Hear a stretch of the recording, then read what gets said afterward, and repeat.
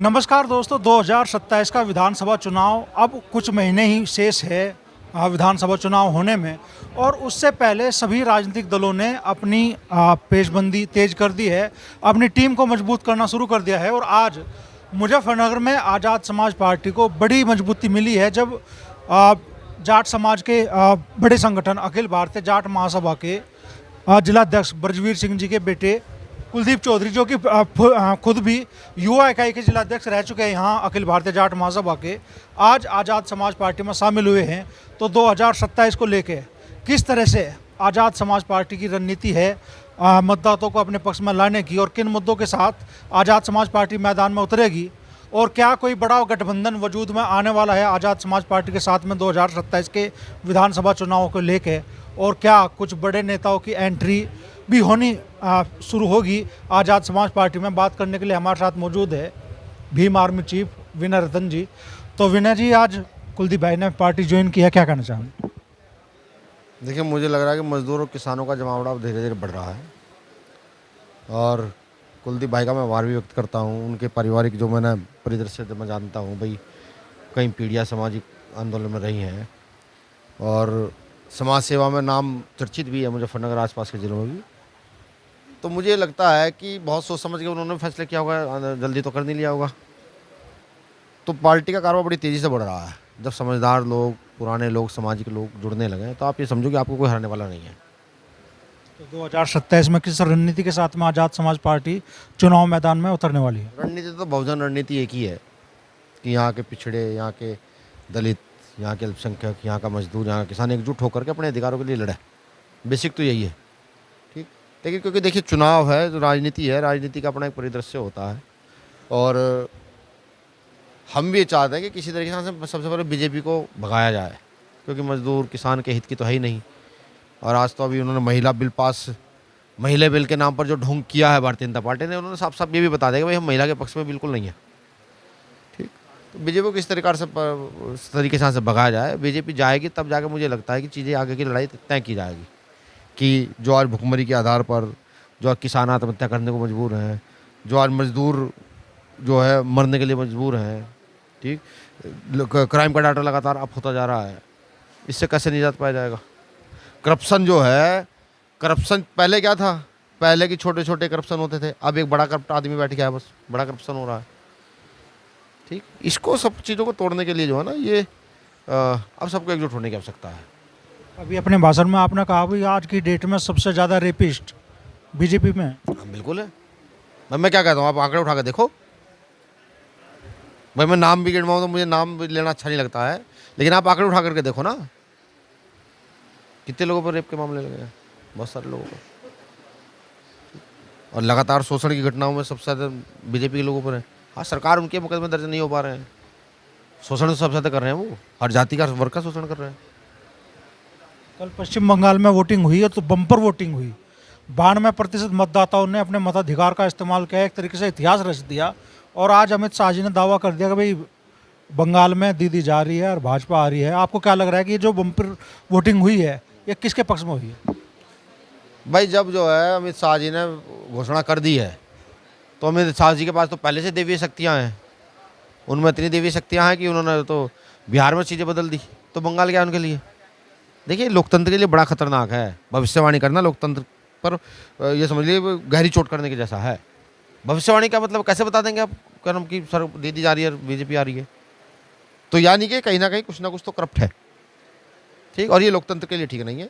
लोकतंत्र को बचाना है तो इस देश के युवा को खड़ा होना पड़ेगा, नेपाल के लोगों की तरह आवाज़ उठानी पड़ेगी, ठीक है। सड़क पर लड़ने की जरूरत नहीं है, लेकिन हाँ, वो दल उन लोगों को चुनो जो व्यवस्था बदलने में कारगर हो, जो आपको लगता हो।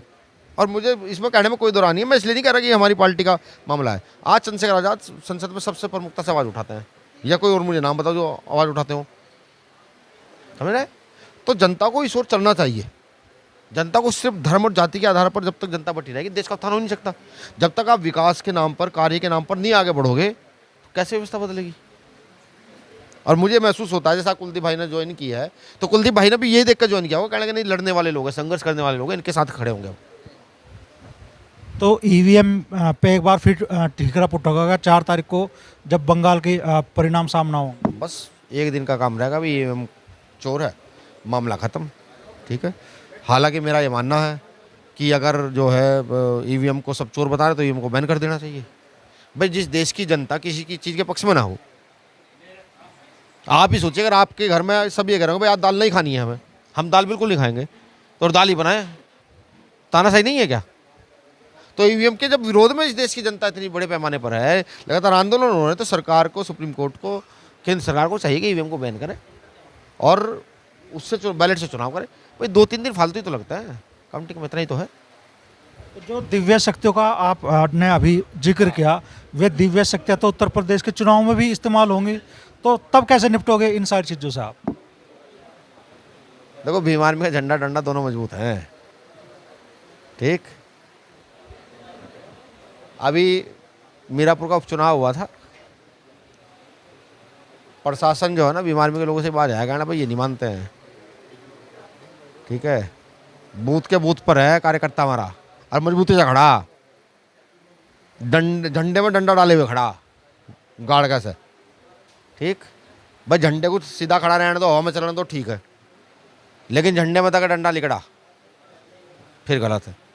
और ये मतलब धमकी नहीं है, ये लोकतंत्र को बचाने की प्रक्रिया है। लोकतंत्र को बचाएंगे, संविधान को बचाएंगे, उसके लिए सिरों की कुर्बानी भी देनी पड़ी, तो पीछे नहीं हटेंगे। पहली बात इन मजा आएगी नहीं, डॉक्टर अम्बेडकर व्यवस्था करके आर्टिकल 326 की, उसका प्रयोग करेंगे। ठीक, ये जो चोर आएंगे ना, जब चोर आएंगे यहाँ घुसेंगे, तो उन भविष्यवाणियों को और जो देवीय शक्तियाँ, उनका तो इलाज हम पे है, उनका इलाज हमारे पे ही है, और किसी ने अम्बेडकरवादियों पे है उनका इलाज। चलिए 2027 का चुनाव अब मान लो कुछ महीने शेष है, और सबकी उम्मीदें इस बात पे है लगी है कि भाई खासतौर पे आप लोगों की राजनीति को लेकर कि आज़ाद समाज पार्टी किस गठबंधन का हिस्सा बनेगी, किस गठबंधन के साथ सबके की लिए डोर? ऑफर है भाई, बीजेपी को हराने के लिए सबके लिए, सबके पास वो है, जो चाहते हो सब आओ। मैं कहता हूँ सब इकट्ठे होकर पहले बीजेपी को भगाओ यहाँ से। ठीक है, फिर उसके बाद जो काम करेगा वो आगे बढ़ेगा। और अगर जो लोग आज भी, पिछली बार भी तो कुछ लोगों के कारण ही बीजेपी आई थी भाई, जितना वोट हमें मिला उतना वोट दूसरी पार्टी पर कम रहा, समझ रहे? ऐसा तो नहीं यही लोग सब बीजेपी की गोद में बैठना चाहते हो। भाई हम बीजेपी के कट्टर विरोधी हैं, संघ की विचारधारा के कट्टर विरोधी हैं, विरोधी रहेंगे। ठीक है, और आप देखिएगा इस बार हम लोग सरकार में रह ना रहे, विपक्ष में रहेंगे, या फिर हमारे बिना सरकार नहीं बनेगी, ये भी तय है।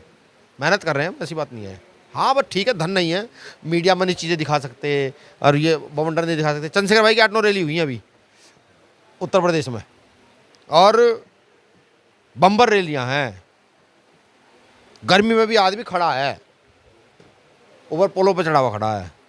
तो ये जो प्यार मिल रहा है ना जनता का, ये जो स्नेह मिल रहा है, इसको कम ना के कोई भी, बिल्कुल कम ना के, ये सबको हिलाएगा इस बार। रिजल्ट देखिएगा आप ये कहोगे बालियान भाई क्या दी जो कहते थे वही कर दिया है। दिक्कत तो ये है कि भाई हमें भी दिखाई दे रहा, आपको भी दिखाई दे रहा, आपका जो समर्थक वर्ग है उसे भी दिखाई दे रहा, लेकिन जिन पॉलिटिकल पार्टियों को समझनी चाहिए बात, 2024 में भी गठबंधन की बात चली, अखिलेश यादव जी से भी मुलाकात हुई, लेकिन बात फिर सिरे नहीं चढ़ी। ऐसी स्थितियाँ इस बार भी बनी, तो फिर क्या होगा चुनाव परिणाम? देखो मेरे भाई, संघर्ष करने वाले से हर आदमी को डर लगता है भाई। हम ये तो है नहीं, हमारे बाप दादा कोई मुख्यमंत्री, प्रधानमंत्री थे, कलेक्टर थे, कोई ज़्यादा बड़े नहीं। संघर्ष से पैदा हुए हम लोग। हमने जब मजदूर की समस्या देखी, किसान की समस्या देखी, एजुकेशन का बुरा हाल देखा, तब हम इस फील्ड में उतरे, और जब काम करना शुरू किया तो फिर लोगों को डरने लगने लगा। देखो एक बड़े राजनेता को डर आपसे नहीं लगने का, आपके काम से डर लगा। जब आप सोसाइटी काम करना शुरू कर दोगे तब वो आपसे डरना शुरू कर देगा। हो सकता है डर हो भाई, हमारे काम से डर हो। मेरा केंद्र लेवल का कार्यकर्ता जमीन पर काम करता है, पलटेगा। आप जाकर देखो किसी न किसी गांव में कोई ना कोई घूमता हुआ मिल जाएगा, वहाँ भाई कौन है, बीमार में का आदमी हूँ, पार्टी का आदमी हूँ। तो इस काम से डर लगता है। मैं कहता हूँ डरने की क्या जरूरत है, काम करो ना। जो आदमी काम करेगा वो आगे बढ़ेगा। भाई हम काम करेंगे ईमानदारी से, हम आगे बढ़ेंगे। तुम काम करो, तुम आगे बढ़ोगे, लेकिन पहले बीजेपी को तो भगाओ यहाँ से। तो एक चर्चा ये भी चलती है कि भाई ओवैसी साहब के साथ गठबंधन हो सकता है आज़ाद समाज पार्टी का। इन चर्चाओं में कितनी सच्चाई? भाई ओवैसी साहब हो, मान्य बहन जी हो, मान्य अखिलेश जी हो, और तमाम पार्टियाँ हैं, सब हो। हमने तो मना किया ही नहीं कभी किसी को। लेकिन हाँ ये है कि अब वोट प्रतिशत है हमारे पास, 15 से 20% वोट दनादन आ रहा है, और फिर मुस्लिम जुड़ रहा है, बैकवर्ड जुड़ रहा है बड़े पैमाने पर, हमें ना। तो ये वोट हमारा दिन पर दिन बढ़ रहा है। कहीं ऐसा ना हो जाए कल कि हमें 2 या 3% वोट की जरूरत पड़े। हो सकता है भाई हम ही 2-3% वोट में रहे। जो आज ये सोच रहे हैं ना, जिन्होंने पिछली बार ये सोचा कहने लगे इनके पल्ले क्या है, जो मुख्यमंत्री बन नहीं पाए, साथ ले लेते तो मुख्यमंत्री बन जाते, समझ रहे? तो ये सबके लिए है कि मेरे भाइयों आओ, उसमें आओ और अब मिल बैठ कर काम करो, ठीक है? चीज़ें बदलेंगे, व्यवस्था आगे बढ़ानी है, प्रदेश को सुधारना है, ठीक है? तो ये जिन्हें आपने संकेत देख भी आओ होश में आ जाओ, नहीं तो फिर होश ठिकाने लगाए जाएगा। नहीं, होश में आने का मतलब है भाई, नींद से आदमी जगता है, नींद से आदमी जगता है तो वो भी तो होश में आता है, ठीक है? हाँ देखो हमारे साथी ने बताया बीजेपी होश, वो बीजेपी तो लगा ही रही है, उन्होंने तो इलाज कर ही रखा सबका, ठीक? मैं किसानों पर चर्चा करनी शुरू करूँ तो अपराधी कौन, बीजेपी।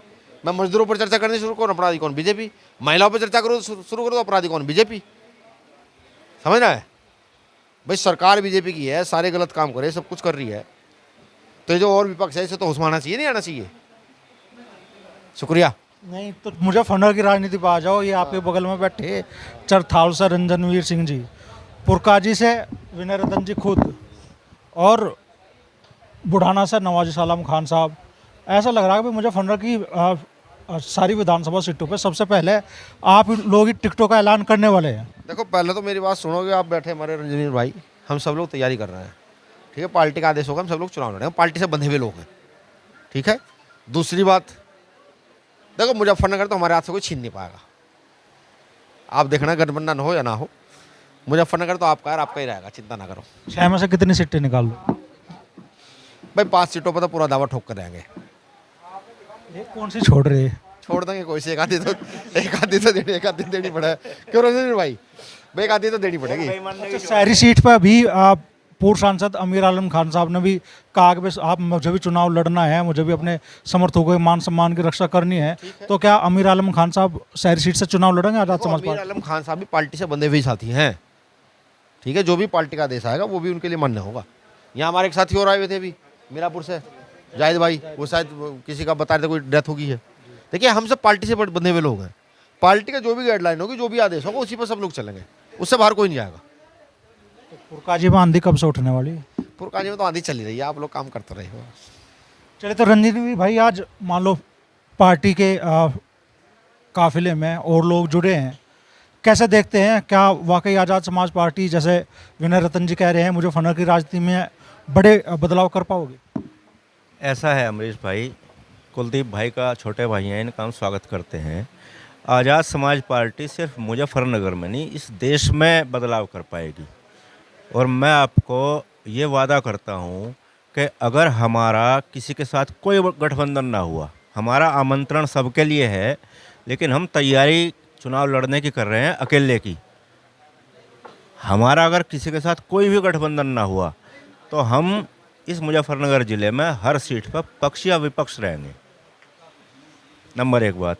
और नंबर 2 बात, हम इस देश में आने वाले पार्लियामेंट के चुनाव तक ही शायद हम इस देश में पक्ष या विपक्ष रहेंगे।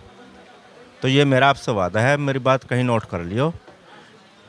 इतना अंडर करंट है कि किसी दूसरे की नींव खिसकने वाली है, और बहुत बड़ा वोट बैंक इस पार्टी के साथ जुड़ने जा रहा है और जुड़ रहा है साइलेंटली। बस और कोई सवाल हो आपका तो बताओ, इस विषय में तो मेरे ख्याल से कहना पर्याप्त है। भाई आप भी बता दो, बस किस उम्मीद के साथ में इस पार्टी में पहुंचे, शामिल हुए? पार्टी की नीतियों को देखते हुए संघर्ष की पार्टी है, और शुरू से ही हमारा पारिवारिक जो रहा है, पिताजी का, दादाजी का, परदादा जी का, तो हम संघर्ष करने वाले लोग हैं। संघर्ष कर रही है पार्टी, अच्छा है, हम भी इनके साथ लग के संघर्ष करेंगे। जो पार्टी का आदेश होगा उस आदेश का पालन करेंगे। तो बड़ी मजबूती आज आज़ाद समाज पार्टी को मिली है मुजफ्फरनगर में। कुलदीप सिंह अपने साथियों के साथ आज आज़ाद समाज पार्टी में शामिल हुए हैं, और विनय रतन जी दावा कर रहे हैं आज की भी मुजफ्फरनगर की 5 विधानसभा सीटें आज़ाद समाज पार्टी इस बार निकालने वाली है। कोई एक विधानसभा सीट वो कौन सी होगी वो बता नहीं रहे, लेकिन शायद किसी दूसरे के भी हाथ लग जाए, ऐसी बात वो कह रहे हैं।